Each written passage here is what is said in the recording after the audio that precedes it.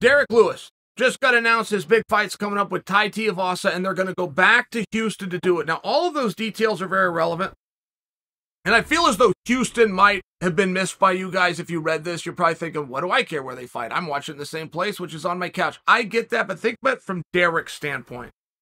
Because one thing that don't forget, Derrick's from Houston. This is his hometown. And don't forget, when he had his last loss, which was 2 fights ago, turns out to be a title fight against the undefeated Cyril Gane. It just wasn't Derrick. And I'm not trying to rewrite history and tell you that Derrick Lewis on a different night is better than Cyril. I saw the gap. I saw what you guys saw. But I hope that you didn't miss, that was not Derrick. Derrick left a lot of his skills and his tools in the locker room. He brought his toughness and he brought his guts, but he was apprehensive at times. He was gun-shy at times. He took more shots than he even threw. If he was throwing shots and they're missing, I'm not having this conversation with you guys. He was reserved, and that's what happened when you have some pressure. And fighting at home is not a home court advantage. It is in every other sport. Every other sport, if you can get that game at your college, in your town, on your field, it is a little bit helpful to not have to travel in. Maybe you're in a different time zone, sleeping in a hotel. Where are you going to get your food? We're splitting hairs here. It isn't the world's biggest deal, but if you wanted to say advantage, even if it was slight, it would go to the home team. It's not that way in fighting. Everybody you know is hitting you up for tickets to the event, of which you don't have. Everybody you know and all of your media, all of a sudden, they haven't had a real interest in your career, but because it's at home, they're all banging down your door. It's just one of these things. All of your peers who you've told that you're a tough guy your whole life are now going to show up live and find out if you're telling the truth or not. I mean, it's just one of these tough spots. So when Houston came off the page with Tai Tuivasa, I understood it. Yes, Derrick is owed a favor in his hometown. Tuivasa is not an easy night. Tuivasa can win that fight. Derrick can win that fight. But what I am speaking to is it's more of a fun fight than it is a competitive fight. It is more of, hey, let's go out here and put on a show, as opposed to let's go out here and straighten out contendership. It's just a different level of fight. This was my impression and my opinion, but then I read Derrick. And Derrick spoke about this. And Derrick said, man, the pressures of fighting at home. And I ran into people who had talked to Derrick that week. Derrick comes in contact with personnel. I see the person, hey, how's Derrick doing? How's he seem? And they all said the same thing, man, he seems a little bit nervous. I think it has to do with the fact that he's fighting at home, and I got it completely. I fought at home before. I've heard enough. I know everything that comes with that, whether Derrick ever takes the time to verbalize it or not. But now he is talking about it. Now he is saying, man, there was a lot on my shoulders that night. And I think that he's telling the truth. I don't feel there's any excuse making, right? An excuse and a reason are not the same thing. It's very important that you find the reasons something happened. And they don't always have to just be when something bad. It can also be when something good. But here's the reasons as opposed to here's my excuses for not getting the result I wanted. Derrick was speaking about the reasons. I saw it with my own eyes. I knew it before he ever said anything. And I always appreciate it when a very high-level athlete comes out and talks about the negative side, particularly when it comes psychologically. I will tell you, I was an athlete my whole life. Started at 9 years old. I got through college thinking I had a secret. My secret was how nervous I was before a match. I acted brave. I acted bold. I put the right face on, but inside, that was my secret. I didn't want anybody to know it. But once I started talking to my college teammates whose athletic career ended, when college ended, their athletic career ended, very common, but now they can talk about it. Now it's in the past. Now they can be open. And I'm listening. I'm in a room. My head's on a swivel. I'm listening to one teammate after the next. They had my secret.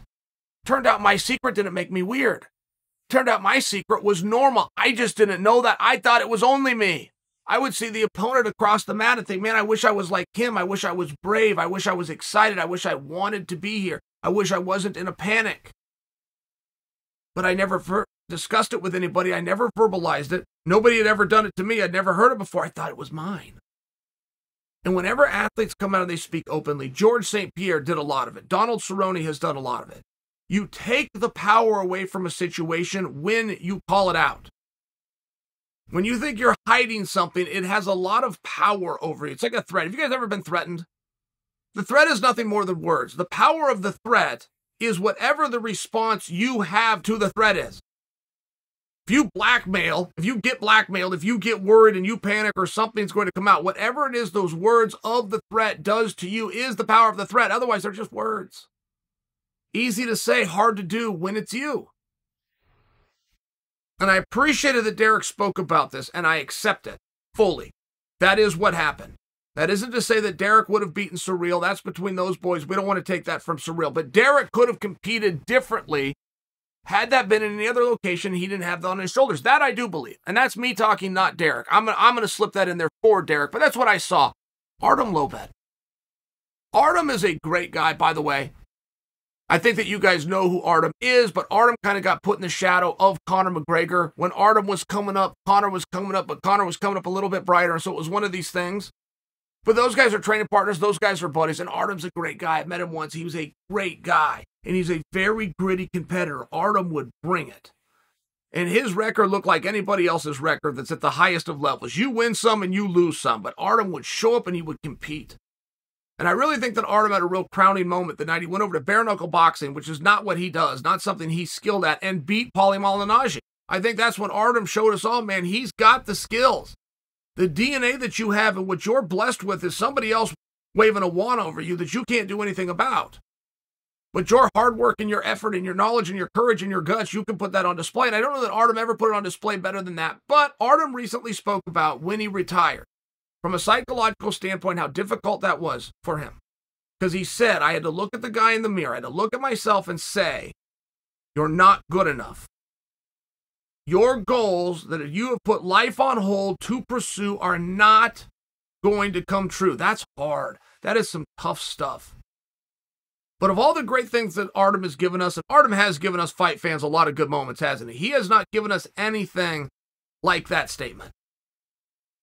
The courage and the bravery that it took for Artem to come out and say that, which probably in private brought a tear to his own eye, for him to come out and say that, you're learning something about yourself, which is that secret that you have inside, that fear, apprehensiveness that you have inside is normal.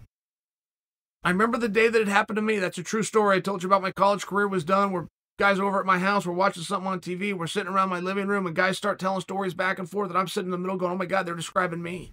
I thought it was only me. Cowboy Cerrone comes out and he talks about the fear that he has or the nervousness that he has. He's going to push through it. He's going to deal with it. That's what makes him a fighter, but it still exists. Talking about me. When Derrick Lewis talks about the pressures that he's got to fight at home, or when Artem Lobet realizes certain guys get to be champion and certain guys don't, even if you do everything the same. There's other factors. There's intangibles. There is skills and talents that you're born with or you're not. Talking about me. I think you guys can relate to that. I think it's a very endearing thing.